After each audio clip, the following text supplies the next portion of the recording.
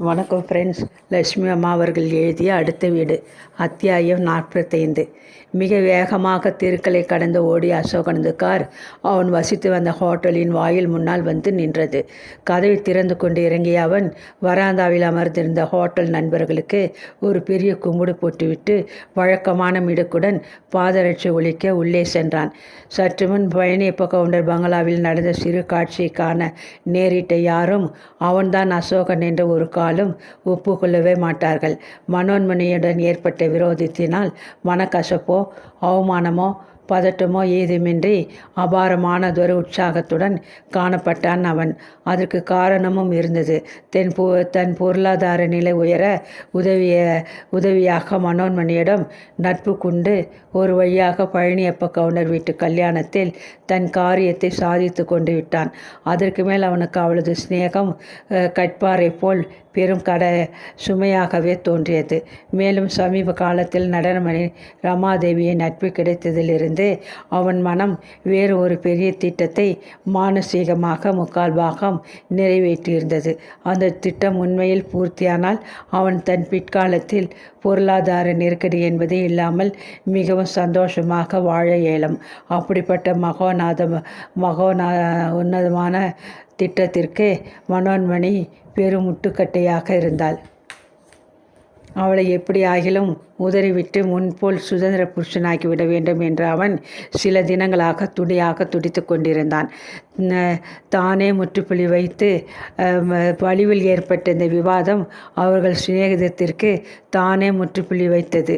அவன் வரைக்கும் பருத்தி புடவையாக காய்ந்த கதையாகிவிடவே அவன் சந்தோஷத்திற்கு எல்லையே இல்லை.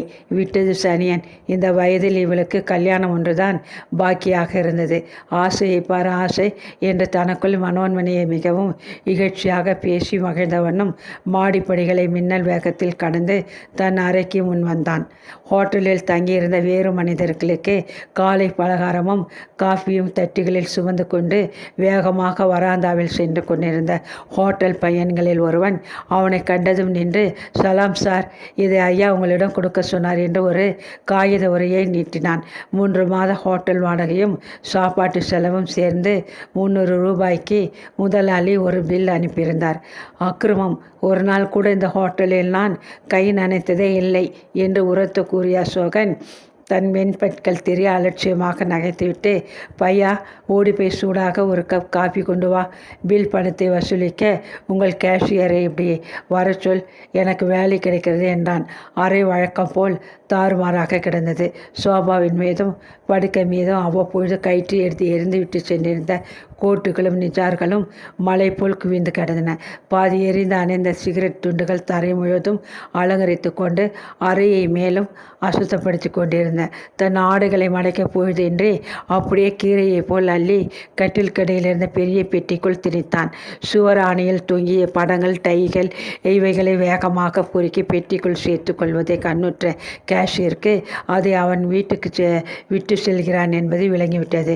பையன் கொண்டு வந்த காப்பியை வலது கையால் எடுத்து உறிஞ்சு கொண்டு இடது கையை நெஞ்சார் பைக்கில் விட்டு துழாவி 3 ரூபாய் நோட்டுகளை இழுத்தான்.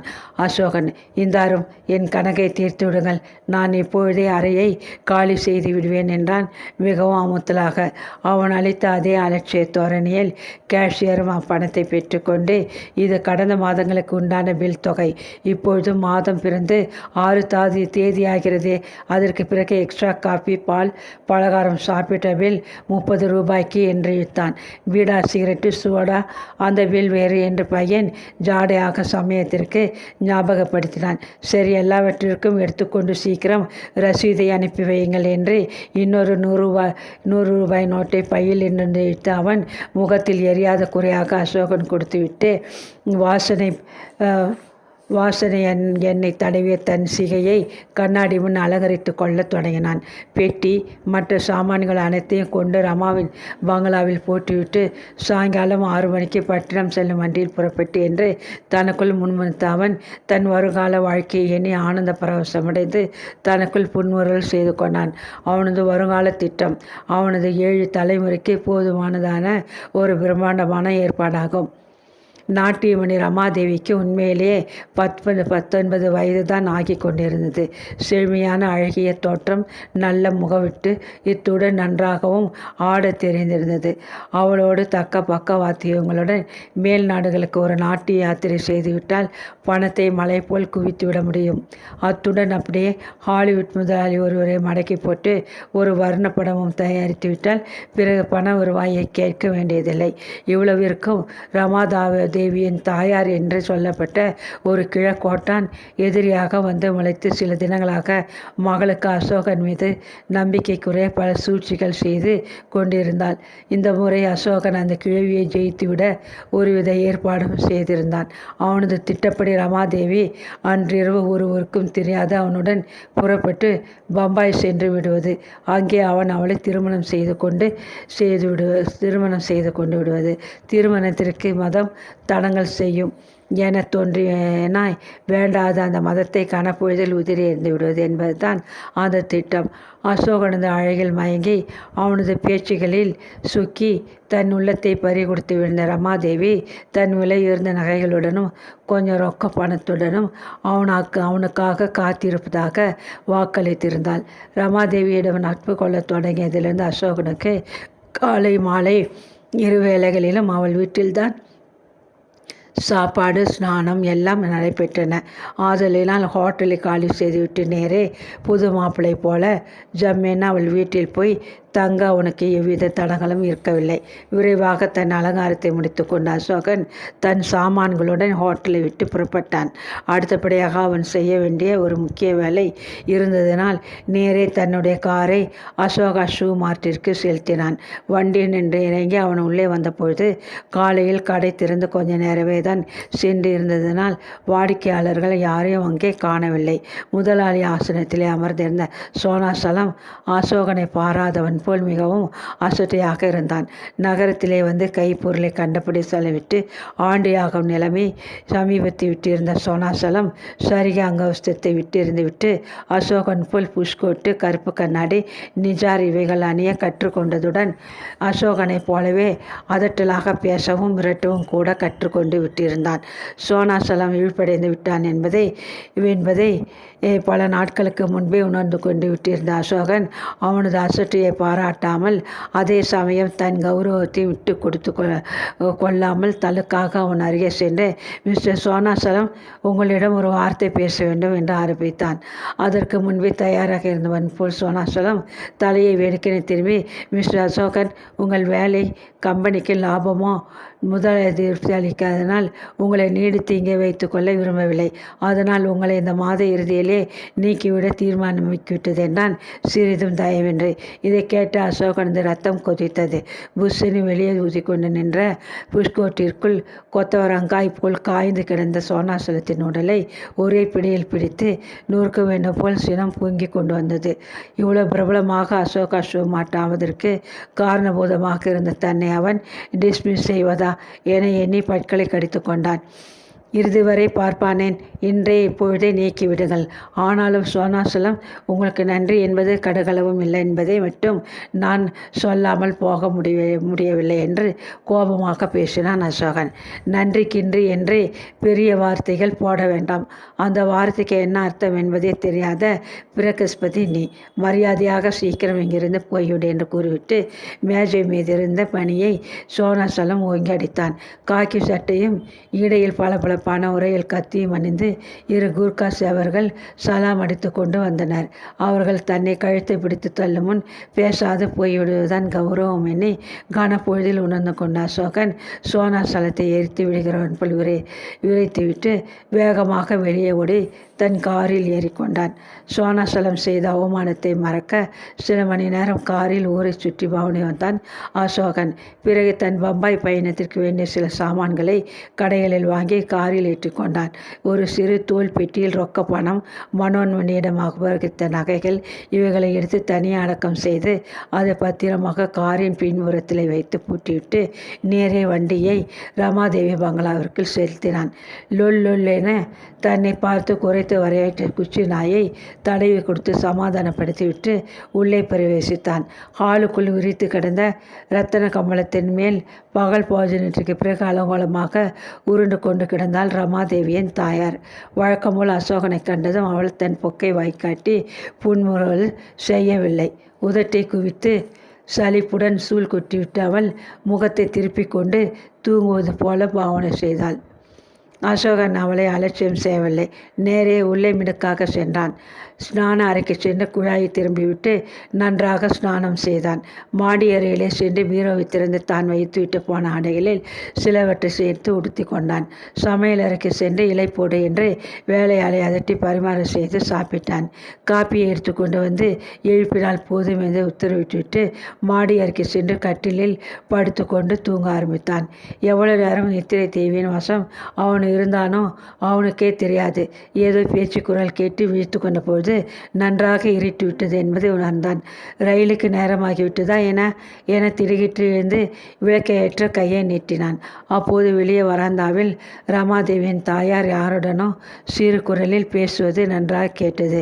வீட்டு மாப்பிள்ளை என்ன நினைப்பு தடியனுக்கு? திறந்த ஓட்டலிலே நாய் நுழைகிறா போல அளவா நுழைகிறான்.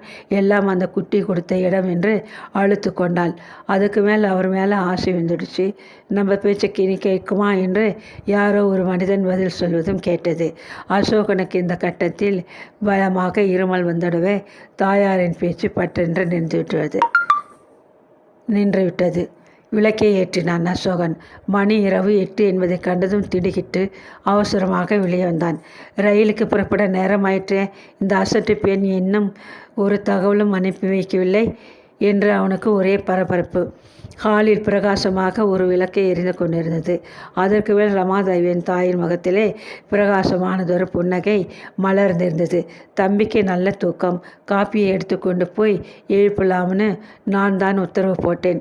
காப்பியை கலக்கி கொண்டார சொல்லவா? பாருங்க தம்பி, இந்த ரமா இன்னும் ஏடு திரும்பவில்லை. பகலில் யாரோ சிநேகிதை பார்க்க போகிறேன்னு காரை எடுத்துக்கிட்டு கிளம்பினவை இன்னும் வீடு திரும்பலை. நாளைக்கு ஒரு பெரிய ஸ்டாராக போகிற இந்த பொண்ணு இப்படி நமக்கு சம்மந்தமில்லாதவங்க வீட்டுக்கு ரயில் சம்மந்தமில்லாதவங்க வீட்டுக்கு ஏறி இறங்கிட்டு இருக்கலாமா? நீங்கள் தான் அவளுக்கு புத்தி சொல்லணும். அவள் சொன்ன பேச்சை கேட்கறதில்லை. எனக்கு மத்தியானம் ஒரே விசனம். அதனாலே நீங்கள் வந்ததை கூட நான் பார்க்கலை என்று மடமடவென பேசி தள்ளினாள். அழுத்து தொங்கிய தன் நரைத்த கூந்தலை அள்ளி முடித்து கொண்டு அடே பையா, ஐயாவுக்கு காப்பி கொண்டா என்று உத்தரவிட்டாள். மேலும் தொடர்ந்து காப்பியை சாப்பிட்டு விட்டு நீங்கள் நம்ம காளிமுத்தியை கூட்டிகிட்டு காரிலே போய் நட்டவனார் பாம்பாடம் பிள்ளை வீட்டில் இருந்து ரமாவே கூட்டிக்கிட்டு வாங்க.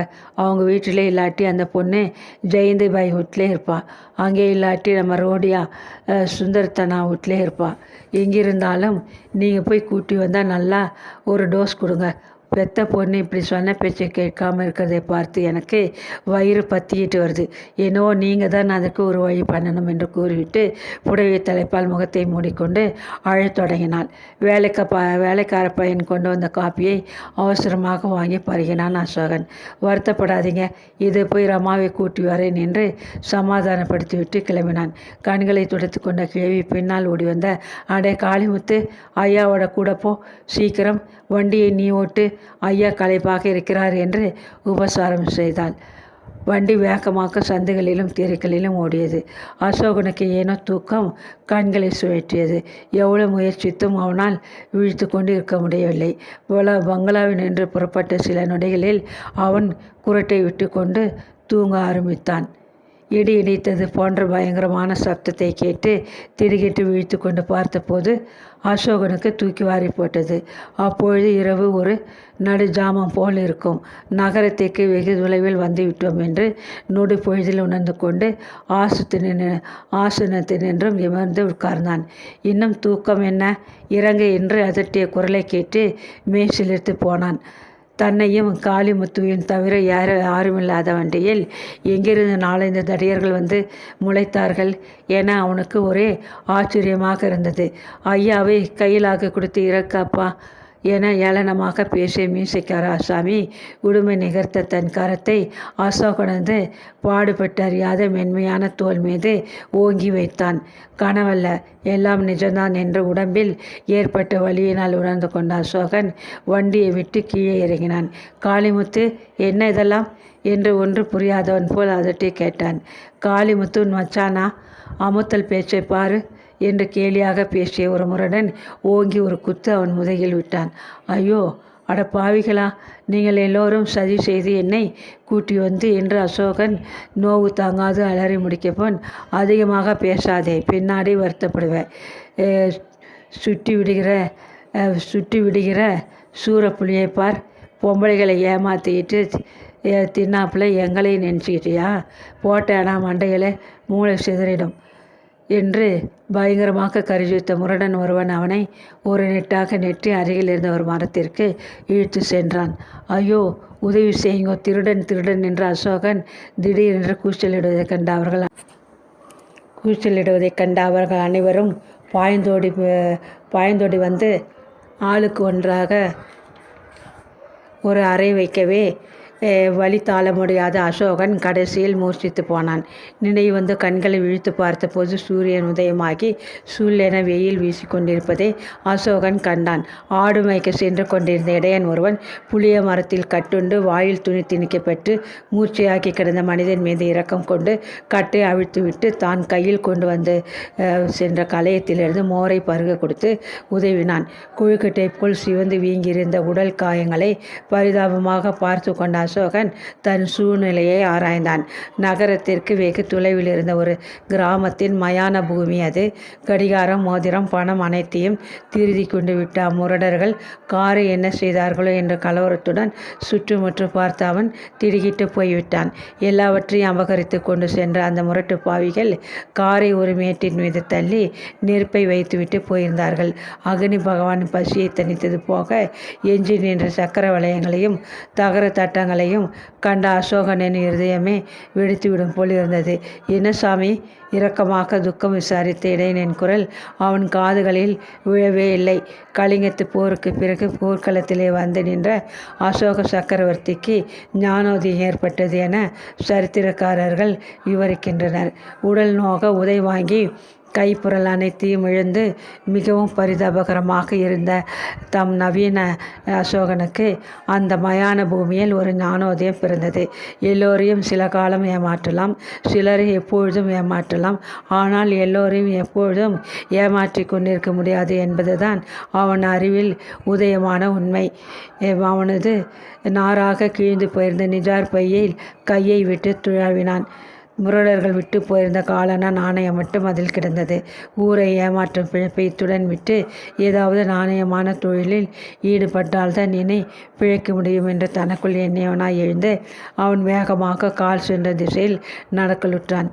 அசோகன் மனத்தில் தோன்றி இந்த வைராக்கியம் நீடித்து நிற்குமா? வாழ்நாளில் பெரும்பகுதியை பெண்கள் ஏமாற்றி பிழைப்பதிலே கழிந்துவிட்டிருந்த அவன் திடீரென்று திருந்தி யோகியமாகி விடுவானா என்றெல்லாம் அவனை அறிந்தவர்கள் ஆச்சரியப்படலாம், பிரமிக்கலாம். எனினும் உண்மையாக அப்பொழுது உடலில் ஏற்பட்ட வேதனையும் மனதில் உண்டாக்கியிருந்த ஏமாற்றமும் அவனை அந்த வைராக்கியத்தை மேற்கொள்ள செய்தன. பயான பூமியிலே மேற்கொண்ட அந்த வைராக்கியம் மயான வைராக்கியமாகவே முடிந்து போனால் அசோகன் விஷயத்தில் யாரும் ஆச்சரியப்பட தேவையில்லை. அத்தியாயம் 46. அயலூர் பண்ணையார் மகனை கடந்த ஜனவரி மாதம் களத்து மேட்டு அருகில் கத்தியால் குத்தி காயப்படுத்தியதற்காக ஆனந்தன் என்னும் வாலிபன் மீது தொடரப்பெற்ற வழக்கில் அன்று தீர்ப்பு கூறப்பட்டது. குற்றவாளியின் வயது, குற்றம் நிகழ அமைந்த சூழ்நிலை இவைகளை மனதில் கொண்டு ஜட்ஜ் அவர்கள் ஆனந்தனுக்கு 1 வருஷ கடுங்காவல் தண்டனை மட்டும் விதித்துள்ளார். இந்த செய்தியை பத்திரிகையில் படித்து முடித்ததும் இந்திராணியின் கண்களில் நீர் பொலவென உதிர்ந்தது. பத்திரிகையை கீழே போட்டுவிட்டு புகைந்து குளிர்ந்த அடுப்பை ஊதிவிட அவசரமாக எழுந்திருந்தாள்.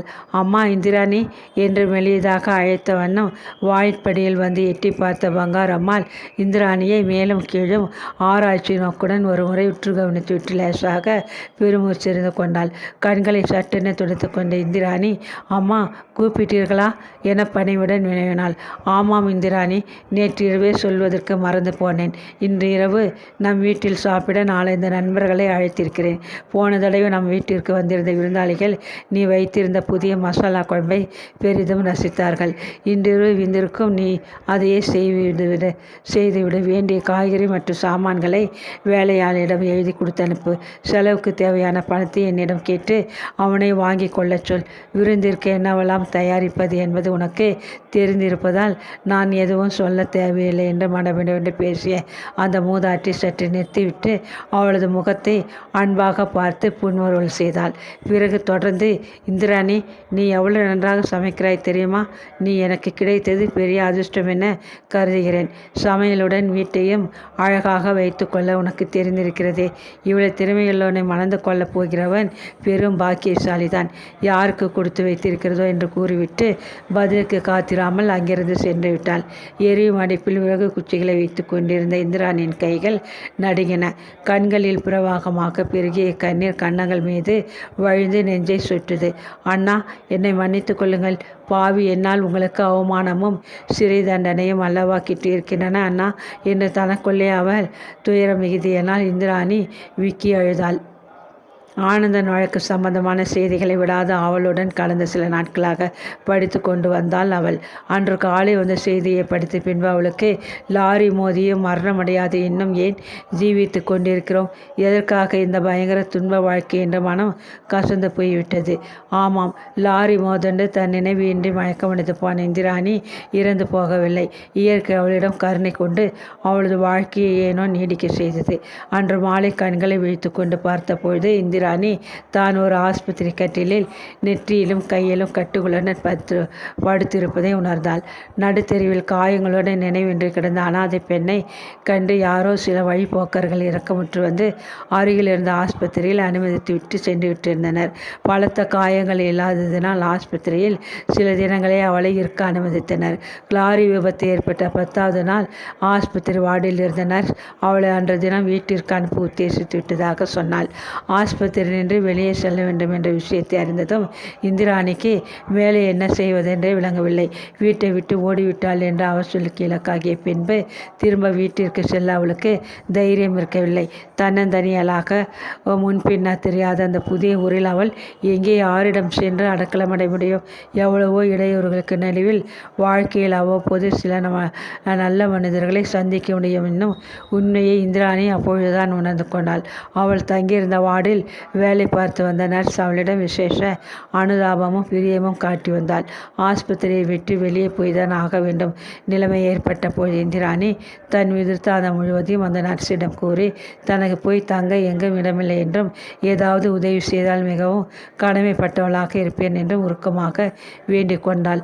தன் பிழைப்பிற்காக நர்ஸ் உத்தியோகம் செய்து வாழ முற்பட்டிருக்கும் அவளால் இந்திராணிக்கு அதிகமாக பண உதவி எதுவும் செய்ய முடியவில்லை. ஆனால் அவள் இந்திராணிக்கு எங்கேயாவது ஒரு நல்ல இடத்தில் சமையல் வேலை தேடி கொடுப்பதாக வாக்களித்தில் இருந்தாள். ஆஸ்பத்திரி நர்ஸின் சிபாரிசின் பேரில் அவளது தூர பந்துவான பங்காரம்மாள் வீட்டு சமையல்கார வேலை அதிவிரைவில் இந்திராணிக்கு கிட்டிவிட்டது. பங்காரம்மாள் கலாசாலை ஒன்றில் பல காலம் ஆசிரியராக இருந்து சமீப காலமாக ஓய்வாக வாழ்கின்ற பெண்மணி. கொஞ்ச நாட்களுக்கு முன்புதான் அவளது கணவர் இறந்து போனார். முதுமையும் உடல் நலிவும் கணவரை பிரிந்த துயரமும் அவளை நோயாளியாக்கிவிடவே படுத்த படுக்கையாக்கி விட்டிருந்தாள். அந்நிலையில் வீட்டை கவனிக்கவும் தனக்கு பணிவிடைகள் செய்யவும் சமைக்கவும் நல்ல நடத்தையும் புத்திசாலித்தனமும் நிரம்பிய ஒரு வேலைக்கார பெண் அவளுக்கு தேவையாக இருந்தது. இந்திராணிக்காக நர்ஸ் வேலை தேடிய சமயம் பங்காரம்மாள் அவளுக்காக அலைந்து கொண்டிருந்த சந்தர்ப்பமும் ஒத்துக்கொள்ளவே இந்திராணியை மிகவும் சந்தோஷத்துடன் அவள் ஏற்றுக்கொண்டு விட்டாள். இந்திராணியை பங்காரம்மாளுக்கு விரைவில் மிகவும் பிடித்து போய்விட்டது. அவள் வீட்டில் வேலைக்கு வந்த சில மாதங்களில் படுக்கையாக்கி கிடந்த மூதாட்டிக்கு எழுந்து நடக்க ஆரம்பித்தாள். இந்திராணிக்கும் தன் எஜமானியை மிகவும் பிடித்து விட்டிருந்தது. அனாவசியமான குறுக்கு கேள்விகள் அதட்டல் ஏதுமின்றி சொந்த மகளைப் போல் தன்னிடம் அம்மூதாட்டி பிரியமாக நடந்து கொள்வதை காண காண அவளுக்கு அந்த அம்மாள் மீது தனியானதொரு பாசம் நாளடைவில் ஏற்பட தொடங்கியது. வேலையில்லாத ஓய்வான சமயங்களில் தினசரி பத்திரிகைகளை விடாது படித்து வந்தாள் இந்திராணி. பத்திரிகை மூலம் அறிந்து கொண்ட விஷயங்களை ஒன்றோடு ஒன்று பிணைத்து தான் ஓடி வந்த பின் தன் குடும்பத்தில் ஏற்பட்ட பல நிகழ்ச்சிகளை ஊகித்து கொண்டு விட்டாள். தன்னால் தன் குடும்பத்திற்கு மேலா அவள் சொல்லும் கஷ்டங்களும் ஏற்பட்டிருப்பதை நினைத்த பொழுதெல்லாம் அவள் மனம் வேதனையில் துடித்தது. தந்தையின் கடைசி காலத்தில் தான் செய்த தவறை எண்ணி அவள் பச்சதாபத்துடன் உருகி கண்ணீர் வடிக்காத நாளே இல்லை எனலாம். அன்று காலை பத்திரிகையில் வந்த செய்தி அவளது துயரத்தை பன்மடங்காக்கி விட்டது. எங்கு திரும்பினாலும் ஓங்கி உயரமாக வளர்ந்திருந்த அண்ணன் ஆனந்தனின் மெலிந்த உருவம் கண்முன் வந்து நின்று பழிக்காரி என்று கை நீட்டி சுட்டி காட்டி கத்துவது போல் பிரமை ஏற்படவே அவள் வீட்டு வேலைகளில் கவனமே இன்றி எஜமானி கூறியதை இயந்திரமாக செய்து கொண்டிருந்தாள். அன்று சாயங்காலம் சமையலறையில் இரவு விருந்திற்காக இந்திராணி அவசரமாக தயார் செய்து கொண்டிருந்தாள். விருந்திற்கு அழைக்கப்பட்டிருந்த பெண்மணிகளில் இருவர் முன்னதாகவே வந்துவிட்டதினால் அவர்களுடன் வார்த்தையாடி கொண்டு பங்காரம்மாள் சமையலறையை ஒட்டி தாழ்வாரத்தில் அமர்ந்திருந்தாள். அவர்கள் பேச்சினிடையே ஜெகதா என்ற பெயர் அடிபடுவதை கேட்ட இந்திராணி திடுக்கிட்டு ஜன்னல் அருகே வந்து உற்று கேட்டாள். போன வாரம் பட்டணத்திற்கு போன போது ஊரில் இதே பேச்சாக இருந்தது. ஜெகதாவை உங்களுக்கு தெரியாதா? டேசிஸ் கிளப்பிற்கு அடிக்கடி வருவாளே, ஞாபகம் இல்லையா? அவளுக்கு டவுனிலே 3 வீடு, எக்ஸ்டென்ஷனில் பங்களா, கார், அப்படி இப்படி என்று இருந்ததே இல்லையா என்று விருந்தாளிகளில் ஒருத்தி பேசி முடிக்கும் முன், யாரு? சோமசுந்தர பெண்ஜாதி ஜெகதாவை யார் சொல்கிற? ஆமாம், நான் பட்டணத்தில் இருந்தபோது அவளை எனக்கு நன்றாக தெரியுமே. அவளுக்கு என்ன என்று கவலையுடன் விசாரித்தாள் வங்காரம்மாள். அவளுக்கு என்னவா? 4 வீடு, பங்களா, கார், சொத்து சுகம் எல்லாம் போய்விட்டன. உங்களுக்கு சங்கதியே தெரியாதா? யாரோ தங்கை பெண்ணை ஊரிலிருந்து படிக்க கொண்டு வந்து வச்சு வளர்த்தாலாம். அதை நம்ம பாக்கத்தூள் பழனியப்ப கவுண்டர் மகனுக்கு கட்டி வைக்க திட்டமாக்கியிருந்ததாம். பெரிய இடத்து சம்பந்தம் கிடைக்கப் போகிறதுன்னு வீடுகளை விற்று டாட்புட்டுன்னு செலவு செய்து விட்டாள். அந்த பெண்ணுடைய அக்காவின் நடத்தை என்னவோ சரியில்லைன்னு கல்யாணம் நின்று விட்டதாம். கல்யாணத்தை நம்பி கண்டதை வாங்கி ஊர் முழுவதும் ஜெகதாவுக்கு கடனாகிவிடவே வீடு, வாசல், நகை, நட்டு, பங்களா எல்லாத்தையும் விற்க நேரிட்டு விட்டது. பாவம், முன்பின் வைரம் வாங்கி அறியாதவள் ஏமாந்து போய் மட்டக்கல்லுக்கு ஏக விலை கொடுத்து அட்டிகையும் வளையல்களும் செய்திருந்தாலாம் என்று இழுத்துவிட்டு இருமினாள் விருந்தாளி பெண்மணி. அவளுக்கு உடம்புக்கு ஏதாவது வந்து விட்டதா என்ன என்ற ஆவலுடன் பங்காரம்மாள் வினவினாள். உடம்புக்கு வந்ததா தேவையிலேயே, பணம் போச்சுதேங்கிற திகிலே அவளுக்கு பைத்தியம் பிடித்து விட்டது. பாவம், யாரோ அவள் புருஷனுக்கு தூரத்தோருக்கார பையன் வந்து அவளை பைத்தியக்கார ஆஸ்பத்திரியிலே கொண்டு சேர்த்து விட்டு போயிருக்கானாம். கேட்க கஷ்டமாக இருக்கிறது என்றாள். ஜெகதா பெரியம்மாவை பற்றி இந்த திடுக்கிடும் செய்தி இந்திராணியை நிலை மறக்க செய்துவிடவே அவள் சரளென சமையலறை நின்று வெளிப்பட்டு, உண்மையாகவாமா? ஜெகதா அவர்களுக்கு பைத்தியம் பிடித்து விட்டதா? அவர்கள் ஆஸ்பத்திரியில் இருக்கிறார்கள் என்ற துயரத்தில் கண்களில் நீர் பொங்க நாக்குழற கேட்டாள். விருந்துக்கு வந்த 2 பெண்மணிகளும் அவளை ஆச்சரியத்துடன் வெறித்து பார்த்தனர். அவர்கள் மேலே கேட்க முன், இவள் எனக்கு ஊழியம் செய்யும் பணிப்பெண் என்று இந்திராணியை அவர்களுக்கு அறிமுகம் செய்வித்தாள் பங்காரம்மாள். உனக்கு ஜெகதாவை தெரியுமா என்று வியப்புடன் அந்த ஸ்திரீ கேட்ட பொழுதுதான் இந்திராணி தான் கேட்டது தவறு என்பதை உணர்ந்து கொண்டாள். ஒரு காலத்தில் அவர்கள் வீட்டில் நான் வேலை பார்த்திருக்கிறேன், அதனால் கேட்டேன், மன்னிக்கவும் என்று குழறிவிட்டு பதைக்கும் நெஞ்சுடன் சமையலறையில் சென்று மறைந்து கொண்டாள்.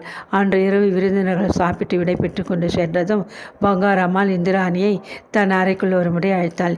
ஏன் இந்திராணி, காரிக்குளத்து சதா சிவத்தின் மகள் தானே நீ என்று எடுத்த எடுப்பிலே அம்மூதாட்டி கேட்ட கேள்வி அவளை திடுக்கிட செய்தது.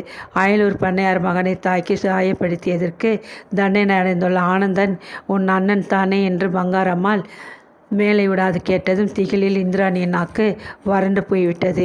என் சிநேகிதி ஜெகதா உனக்கு பெரிய மாமுறை அல்லவா? பெரியம்மா முறையல்லவா என்று அந்த அம்மாள் கேட்டதும் இந்திராணியின் கண்களில் நீர் பெருகி வருகி தொடங்கியது. இரு கைகளையும் கூப்பி நாத்தழுத்தழுக்க, அம்மா மன்னியுங்கள், இன்று மாலை நான் உண்மையை ஒப்புக்கொள்ள முடியாத ஒரு பெரும் பொய்யை சொன்னேன். காரிக்குளம் சதாசிவம் அவர்களின் பெண் இந்திராணி நான் தான். சில நாட்களாக ஆனந்தன் வழக்கில் வீட்டை விட்டு ஓடிவிட்டதாக பத்திரிகைகளில் அடிபடும் அந்த அபாக்கியவதி இந்திராணி நான் தான் அம்மா. பெற்ற தாயிடம் கூறுவது போல் சொல்கிறேன். வீட்டை விட்டு ஓடினேன் என்ற பழிச்சொல் தவிர நான் உண்மையிலே தவறு ஏதும் செய்யவில்லை. ஆதலால் என்னை வேலையினின்று நீக்கிவிடாது காப்பாற்ற வேண்டும் என்று கெஞ்சி கேட்டுக்கொள்கிறேன். உங்களை தவிர இந்த சமயம் எனக்கு உலகில் உற்ற துணை யாரும் கிடையாது என்று உணர்ச்சி வசத்தில் பேசிய இந்திராணி விம்மி அழுத தொடங்கினாள். அனைத்தையும் நிதானமாக கேட்டுக்கொண்டிருந்த பங்காரம்மாளின் தளர்ந்த விழிகளில் ஒரு புதிய பிரகாசம் உண்டாக்கியது. இதற்கிடையில் லேசானதொரு முறுவல் திணிந்தது. உன்னை பற்றி விவரம் ஏதும் நீ கூறாவிட்டாலும் நீ யார் என்பதை நான் பல நாட்களாக அறிவேன். அது கிடக்கட்டும். இன்று தினம் கடைசியாக தூர விருந்தாளி சற்று தாமதமாக சாப்பிட வந்திருக்கிறார். இரவு ஒரு சமயம் இங்கே தங்கினாலும் தங்குவார். ஆதலின் அவருக்காக மாடி அறையை சுத்தம் செய்ய வேலையாளுக்கு உத்தரவிட்டிருக்கிறேன். நீ சாப்பிடும் முன் ஒரு தட்டில் எல்லாவற்றையும் எடுத்துக்கொண்டு மாடி அறையில் வைத்துவிட்டு வா என்று கூறிவிட்டு எழுந்த பங்காரம்மாள் இந்திராணி அருகில் வந்து, குழந்தாய், அழாதே. தவறு செய்துவிட்டு பச்சதாபம் அடைகிறவர்களை பகவான் மன்னித்து விடுகிறார். அப்படி இருக்கையில் மனிதர்கள் அவர்களை மன்னிக்க வேண்டியது முறை அல்லவா? ஆதலால் நானும் உன்னை மன்னித்து விட்டேன். போ, நான் சொன்ன காரியத்தை செய்துவிட்டு சீக்கிரம் தூங்க செல் என்றால் மிகவும் பணிவுடன். கங்காராமாளின் கனிவு மொழி இந்திராணியின் உள்ளத்தை தொட்டது. நன்றி பெருக்குடன் அவளை நிமிர்ந்து பார்த்துவிட்டு சரி என்பதற்கு அடையாளமாக அவள் தலையை அசைத்தாள். அவள் அறையை விட்டு போகும் முன், குழந்தாய், ஒரு வார்த்தை. பச்சதாபத்தில் துடிக்கும் நீ பிறருடைய மன்னிப்பை பெரிதும் வேண்டுகிறாய் அல்லவா? அதுபோல் உனக்கும் தீங்கிழைத்த மனிதர்கள் யாராயிருந்தாலும் பச்சதாபம் அடைந்து தன் தவறை உணர்ந்து உன்னிடம் மன்னிப்பு கோரினால் மன்னிக்க உன் உள்ளத்தில் பெருந்தன்மை ஏற்பட வேண்டும். தவறு செய்வது மனித இயல்பு. ஆனால் மன்னிக்கும் குணம் தெய்வத்தன்மையுடையது. மன்னிப்பில் இகழ்ச்சியோ அவமானமோ இல்லை என்றால். பங்காரம்மாளின் வார்த்தைகள் வியப்பையும் ஆனந்தத்தையும் உண்டாக்கவே இந்திராணி மௌனமாக ஒரு புன்முறுவல் செய்துவிட்டு தனக்கிட்ட பணியை செய்ய சமையலறைக்கு சென்றாள். இவ்வளவு நாட்களாக அவள் உள்ளத்திலே அழிந்து இருந்த பழைமன பாரம் நீங்கிவிடவே அவள் மனம் சாந்தி அடைந்தது.